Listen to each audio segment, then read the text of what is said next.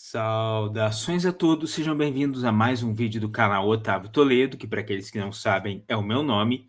O vídeo de agora vai ser uma reação ao vídeo mais recente do Pedro Daher. Eu imagino que muitos de vocês já conheçam ele, falando a respeito da cúpula que aconteceu entre o Trump e o Putin, e falando a respeito das repercussões disso para a guerra na Ucrânia e para a própria Ucrânia, de uma forma sempre muito irreverente, muito divertida. Vamos ver do que se trata, mas primeiro eu quero pedir a todos que curtam o vídeo se gostarem dele, se inscrevam no canal caso não sejam inscritos, compartilhem o material com os amigos e deixem seus comentários aqui embaixo. Se quiserem contribuir diretamente com o meu trabalho aqui, podem fazer isso através do Pix. O QR Code e a chave estão no canto inferior direito da tela agora. Então, sem mais delongas, comecemos. Oh my God! Russia! Ai, quando vem essa voz, já sei que dor de cabeça vai ser grande. Não estou gostando do que está fazendo com Ukraine. Aham. Eu agradeço, mas será que não rola uma ajudinha? Eu ainda tô perdendo território. Não se preocupe, vamos chegar a um acordo de paz agora. Ah, ainda bem. Oh yeah, faremos uma cúpula no Alasca e faremos isso com Vladimir Putin, Donald Trump. E Volodymyr E é Zelensky? só isso. Ai, deixada de lado de novo. Eu quero E a gente sabe por que ela é deixada de lado, porque na verdade a Ucrânia não tem quase nenhuma ingerência nessa guerra. Quem ela está sendo lutada é o que a gente chama de guerra por procuração. Ela está sendo lutada entre a Rússia, que é uma das potências de um lado, e os Estados Unidos de outro, através da Ucrânia. Eles não estão lutando diretamente porque isso poderia descambar em um conflito nuclear. Então, pelo menos uma das potências está usando um outro país como uma espécie de marionete para poder combater. começar esse vídeo com uma frase de Henry Kissinger. Ser inimigo dos Estados Unidos é perigoso, mas ser aliado é letal. Isso partindo de um dos carrascos mais sanguinários dos Estados Unidos, tá? Isso daí não é exagero. O cara foi responsável tanto por golpes na América Latina, até por genocídios lá na Ásia Central. Então, assim, o cara sabia do que tava falando. Saudações, pessoinha! Sejam bem-vindos a mais um vídeo e provavelmente você já deve estar sabendo dessa cúpula que teve aí no Alasca, desse encontro com o Putin, com o Trump. Toda essa cúpula nada mais foi do que uma tentativa de chegar a um acordo para botar um fim na guerra da Ucrânia. Só que eu acho que vocês devem ter percebido que nessa cúpula estava presente os Estados Unidos, a Rússia e só, para resolver guerra da Ucrânia. Como eu falei, é um conflito por procuração. Então, na verdade, quem estava lá eram os dois que realmente importavam. Tá faltando mais alguém?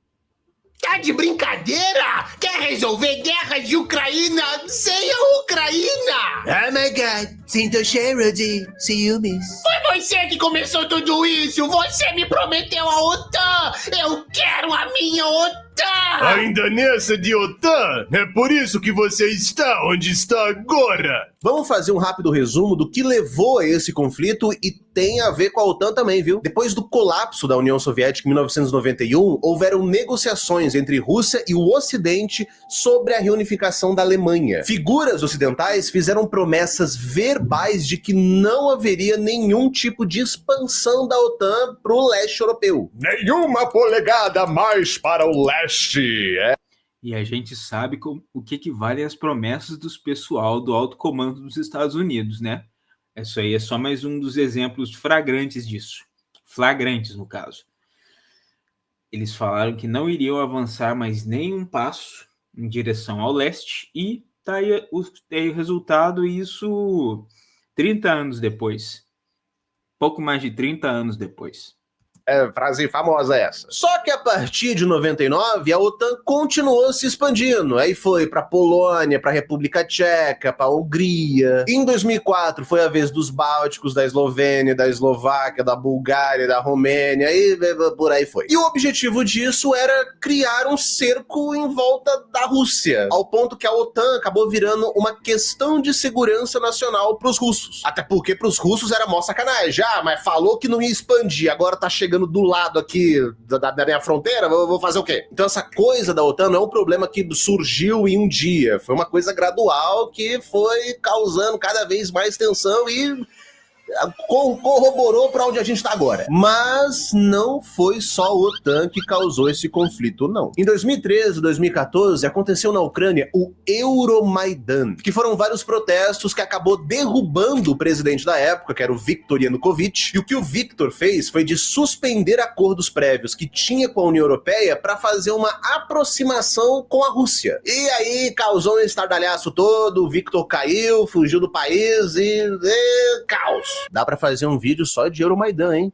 Foi nessa confusão que rolou aquele referendo que anexou a Crimeia pro lado da Rússia. E enquanto rolava o Euromaidan naquela parte mais ocidental da Ucrânia, no leste ucraniano uma outra coisa estava acontecendo. Tava rolando um movimento de separatistas pró-Rússia que declararam a independência das regiões do Donbass. Sabe o Donbass, o lugar que eu fui passear? A situação Mas aí foi visitar a região do Donbass. Coragem. Isso aí demanda coragem. se complicou mais ainda porque, além deles declararem independência e querer se separar do resto da Ucrânia, nessa região haviam muitos falantes de russo. Não apenas os russos étnicos, mas ucranianos russófonos. A resposta do governo ucraniano foi a criação de batalhões para combater esses separatistas, e o mais notório deles era o Batalhão Azov, que é um grupinho aí da pesada, nem um pouco controverso. É complicado. O conflito no Donbass acabou matando 14 mil pessoas. E aí, quando chega 2021 e a Ucrânia começa a falar seriamente de entrar para a OTAN, a Rússia olha para tudo isso e fala: que? Conflito no Donbass. Governo ucraniano caçando tudo que envolve Rússia. E agora querem se juntar à OTAN? Oh, blá! E com toda essa mistura de fatores, o conflito explode em 2022 e cá estamos. E só uma coisa aqui, gente, eu não estou defendendo e nem apoiando o que o Putin fez, tá? Eu só tô dando aqui a justificativa, as informações do porquê que tudo isso rolou. Só pra... Tá dando a justificativa de cada um dos lados, que é uma coisa, assim, natural. Mas isso não quer dizer que ele tá fazendo juízo de valor, falando quem tá certo e quem tá errado. Só pra avisar. Você pode não defender, mas eu defendo. O quê? Esse Putin é muito esperto, inteligente, bonito. Ai, pare, assim eu fico todo vermelho. Não, de novo não. Mas realmente acho que ninguém nunca me tratou tão bem como você me tratou. A gente tem que falar agora do Putin chegando nos Estados Unidos. Chega com tapete vermelho, com música, com shows de aviões. Pô, o cara pegou carona na limusine presidencial. Começou. O nome dessa criança aí é The Beast, que seria traduzido assim de forma mais própria como a fera, que é um dos carros oficiais do presidente dos Estados Unidos, assim como tem o Air Force One, que é o avião presidencial. Inclusive, se não me engano, tem mais do que um. E são todos adaptados, claro.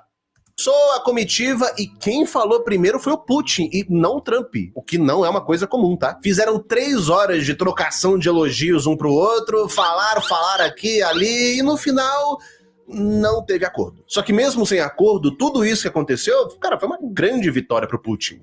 Mas por quê? Primeiro que ele se aproximar dos Estados Unidos agora quer dizer que todo aquele plano de isolar a Rússia foi pro saco. Isso também causa um ruído dentro da OTAN, porque, cara, imagina o seguinte, o Trump vai lá e pede pros países da OTAN colocarem 5% do seu PIB na defesa. Aí no dia seguinte aparece a OTAN falando que a Rússia é a sua maior ameaça. Aí no dia seguinte tá o Trump passeando com o Putin. Mas também o que a Europa vai fazer? Vai desafiar o Trump? Com qual barganha? A Europa acabou de ceder mais de $1 trilhão na compra de energia e nos investimentos na economia dos Estados Unidos, e ainda vai ter que abrir o mercado. É aí que tá. O Trump sabe que ele pode ser ousado desse jeito, porque ele sabe também que a Europa não está em posição de negociar e nem de regatear, e nem de negar nada, porque eles ainda dependem dos Estados Unidos, entre outras coisas, para sua proteção militar. Pelo menos agora eles estão querendo mudar isso. A Alemanha mesmo está investindo coisa de mais de 200 bilhões de euros em defesa, mas por enquanto eles ainda são muito dependentes dos Estados Unidos. Para ele. Em troca, ganharam tarifas. Os caras perderam totalmente o controle por causa do próprio aliado. Tá vendo só porque ser aliado dos Estados Unidos pode ser fatal? Outra coisa é que nessa cúpula não houveram acordos, mas também não houveram sanções. O Trump havia dado um ultimato para a Rússia para acabar com a guerra, senão ele ia botar mais sanções em cima do Putin, e meu Deus, sanções. Só que a data do ultimato caiu no dia da cúpula. Aí o Putin foi lá, chegou, foi embora. Nada de novas sanções. O Putin saiu dessa cúpula com a imagem restaurada, ganhou mais tempo no campo de batalha e provavelmente vai afastar os Estados Unidos ainda mais da Ucrânia, como já tá acontecendo. Resumo da ópera: uma baita goleada da Rússia. Isso é injusto! Por que não tratou o Zelensky assim na primeira vez que ele foi ao salão oval? Esse dia foi bom demais. Ele tá com sequelas até hoje. Eu tenho uma solution para você. Renda-se. O quê? Entregue seus territórios para Rússia. Mas Pois é. Mas OTAN... Nope. Foi bom enquanto durou. Foi bom? Pode ser que a guerra da Ucrânia esteja finalmente chegando ao fim. E sim, isso aí é uma coisa bem previsível. A Ucrânia não vai ter como segurar a onda dessa parte de ceder território. Eles vão ter que ceder alguma coisa, porque se não ceder, não tem um fim à guerra. Já deu para ver que o Trump não está disposto a forçar os russos a acabarem com a guerra sem exceção de territórios, então a Ucrânia não tem escolha. E vai chegar ao fim com a Rússia conseguindo tudo que ela sempre quis. Primeiro que o Trump disse que a Ucrânia não vai fazer parte da OTAN e que a Crimeia não vai ser devolvida e que é da Rússia agora. E agora, rufem os tambores, porque Zelensky, pela primeira vez na história do conflito, reconhece que Existe a possibilidade de entregar as terras ocupadas para a Rússia. Eita. Lugansk, Donetsk, Zaporizhia e Kherson, tudo que Rússia ocupou, será parte de Rússia. Vitória. Não tem outra palavra. E sendo bem pragmático, mas bem pragmático mesmo, uma vitória humilhante, tá? Porque a Rússia não lutou só contra a Ucrânia. Ela lutou contra a Ucrânia e contra todos os países da OTAN. Todos eles dando arma, dinheiro, equipamento. Teve soldado estrangeiro nas linhas de frente ucranianas. Teve mercenário brasileiro envolvido nessa também, mas a gente não fala disso. E tudo isso não foi capaz de conter o avanço da Rússia. Então, vitória. Oh yeah, tudo que eu sempre quis. Tudo que você sempre quis? Por que minha derrota te interessa tanto? Sua vitória ou derrota não me importa. Eu quero o fim dessa guerra. Isso tem a ver com o Nobel da Paz? Também, mas é que essa guerra já está muito chata. O que eu quero mesmo É focar em outra guerra. E pra finalizar, não é só a Rússia que tem interesses, tá? O Trump também tem os seus. Primeiro que o Trump é o republicano, e que os republicanos têm um interesse em antagonizar a China. Ao contrário dos democratas, como o Biden, que tinham interesse em antagonizar a Rússia. Então agora o que o Trump quer é acabar com essa guerra o mais rápido possível para poder voltar à sua agenda tradicional de cutucar a China com vara curta. tá sedento por um Nobel da Paz. Qualquer conflito que tá acontecendo, ele vai lá e mete o B dele pra mostrar o quão pacificador que ele é. O cara acabou de conversar com o ministro da Noruega falando que ele quer o Nobel. E aproveitou já também pra ameaçar tarifar o país, né? Enfim, é praxe. E agora o momento da minha opinião. Eu acho que o Trump quer esse Nobel porque o Obama também ganhou esse Nobel. O hiperfoco que o Trump tem no Obama é uma coisa que, meu irmão, sei lá, Freud explica. E eu já adianto pra vocês, ele pode sim ganhar o Nobel da Paz, tá? Até porque os critérios pra se ganhar o Nobel é meio várzea. Pô, o Barack Obama foi o cara que mais jogou bomba no Oriente Médio e... Não, legal. Os presidentes dos Estados Unidos, que são todos basicamente criminosos de guerra e criminosos contra a humanidade, ganhando o Nobel da Paz.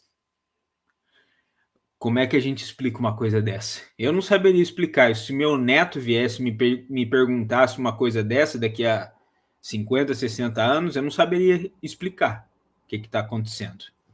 Ganhou o Nobel da Paz, tipo, Segundo, que o Trump quer acabar com a guerra na Ucrânia para também focar em outra guerra. O interesse dele é a China. O país que mais vem dando problema para a cabeça dos Estados Unidos hoje é a China, não é a Rússia. A quantidade de exercícios militares que tá tendo ali próximo das águas chinesas, vocês acham que não tem coisa aí? E um dos interesses que ele tem com a China é por conta das terras raras. Os Estados Unidos têm pouquíssimas reservas e a maior produção hoje tá na mão da China. Vamos lembrar que um dos acordos para se acabar com a guerra da Ucrânia era que a Ucrânia entregasse para o Trump as suas próprias terras raras. O problema é que a maior parte dessas terras raras estava sobre os territórios ocupados pela Rússia. Então pode ser que ele esteja ali querendo acabar com essa guerra também para fazer um acordo com o Putin, para ver se ele pode ter acesso a essas terras raras, mas isso daí eu pessoalmente duvido. E de qualquer maneira, isso daí já é outra história que fica para um próximo episódio.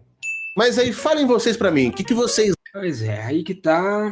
Essa foi a análise do Pedro Dayer a respeito dessa questão toda, sempre com uma boa dose de humor, eu gosto disso. Agora eu quero saber de vocês também, o que vocês acharam. Escrevam aqui embaixo nos comentários, também não se esqueçam de curtir, compartilhar o vídeo e se inscreverem no canal. E se quiserem dar uma forcinha direta para o meu trabalho, podem fazer isso através do Pix. O QR Code e a chave estão aqui no canto inferior direito da tela. Um grande abraço a todos, muito obrigado por terem assistido e verei a todos novamente no próximo vídeo do canal. Valeu!